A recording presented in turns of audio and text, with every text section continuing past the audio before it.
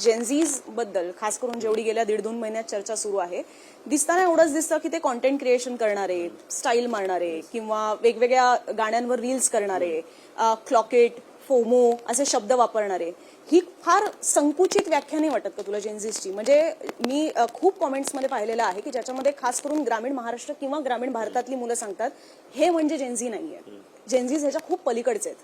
तुझा जेनझीज बद्दलचा नेमका अभ्यास काय आहे? कारण की आपण जे पाहतोय की संसदेत जे सगळे आपल्याला परिणाम दिसले की अचानक सगळे खासदार जेनझीजच्या भाषेत बोलायला लागले. एक्झॅक्टली. तर मला हेच विचारणं आहे की म्हणजे तुम्ही फोमो किंवा असे सगळे शब्द वापरणं म्हणजे तुम्ही जेनझीज पर्यंत पोहोचताय की जेनझी ही फक्त शहरातली जेनझी किंवा सोशल मीडियावर असणारी जेनझी तेवढी मर्यादित नाहीये, त्या पलीकडे सुद्धा एक जेनझी आहे? Gen Z is a term for the age group. आपण तर म्हणजे आपल्या इंडियामध्ये थोडं मिसकन्सेप्शन आहे, कारण की आपण समजत नाही जेनझी म्हणजे काय. आपण जेनझी म्हणजे जे फक्त लोक इंस्टाग्रामवर त्यांना जेनझी म्हणतोय. Gen Z is someone who was born after 97. ते लोक जेनझी आहेत. आणि जे 97 नंतर बॉर्न झालेले ते ग्रॅज्युएट होऊन कामही करतायत आणि बऱ्याचशा लोकांना तर कामही भेटत नाही. ही आकडेवारी की जेवढे अनएम्प्लॉईड लोक आहेत त्याच्यामध्ये 80% लोक जे आहेत ते डिग्री होल्डर्स आहेत. 80% डिग्री होल्डर्स आज अनएम्प्लॉईड आहे. ते जेनझीज आहेत ना. मी मिलेनियल आहे. मी 95 बॉर्न आहे ना. जे 97 मला वाटतं ना त्याच्यावर डिबेट आहे 96 का 97 पकडायचं. पण मला कळलं की 96 वाले cusp. No no no no नाही कस्प ते पण एक नवीन टर्म कळलं. मी मला तोच प्रश्न आहे. तू पण मिलेनियल नाही तू पण मिलेनियल आहे, मी पण मिलेनियल आहे आणि मी जेवढं तुमच्या मोर्चा कव्हर केलेला आहे.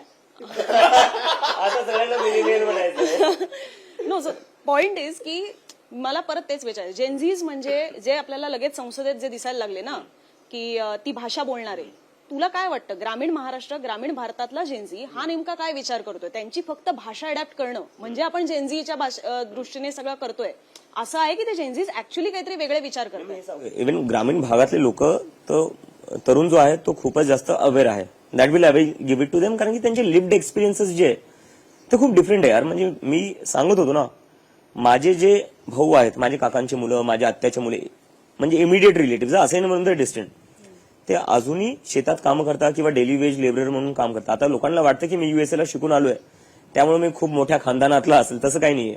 माझी आत्या अजूनही शेतात काम करते, माझे जे भाऊ आहे ते अजूनही कन्स्ट्रक्शनचे कामं करतात किंवा दुसऱ्यांच्या शेतात काम करायला जातात. ती स्थिती. आणि त्यांचे मेन इश्यूज काय?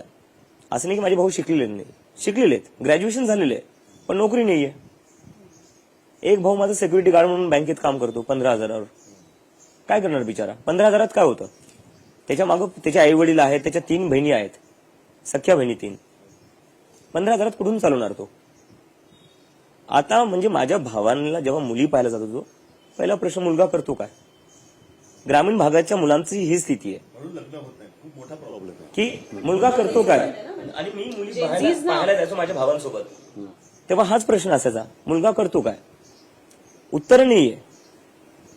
आणि जेव्हा मुलींची स्थिती आहे, मुलींचं काय? आता मुलींचं तर म्हणजे माझ्याच घरात मला लाज वाटते सांगायला.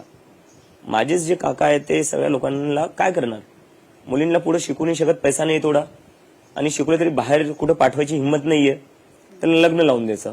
ग्रामीण भागात आहे मुलींची 12वी झाली, काही काही लोक तर 10वी नंतर लग्न लावून देतात यार, ते खूपच चुकीचं आहे. 12वी झाली आता लग्न लावून द्या. मुलांचं काय? शिक, तू शिकला, शिकून तू कोणता आंबेडकर होणार आहे, कोणता तू हे होणार आहे, तर तू एक काम कर, तू काम कर, नाही तर तू शेती बघ, नाही तर तू कुठं ट्रॅक्टरवर जा, नाही तर तू वीट भट्टीवर जा. हे सगळं मी हे स्वतः पाहिलेलं गावात.